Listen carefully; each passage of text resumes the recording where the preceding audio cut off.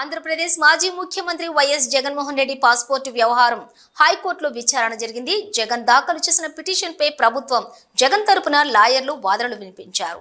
విజయవాడలోని ప్రత్యేక కోర్టు ముందు హాజరు కావడం నామూషిగా భావించి ఆ కోర్టు విధించిన షరతులపై మాజీ సీఎం జగన్ హైకోర్టును ఆశ్రయించారని ప్రభుత్వం తరపు పీపీ వాదనలు వినిపించారు. జగన్ 3-4 కిలోమీటర్ల దూరంలో ఉన్న విజయవాడ కోర్టుకు వెళ్లకుండా ఎగ్గొట్టాలని, పాస్పోర్ట్ రెన్యువల్ విషయంలో పూచీకత్తు సమర్పించేందుకు ఆయన నామోషిగా భావిస్తున్నారన్నారు.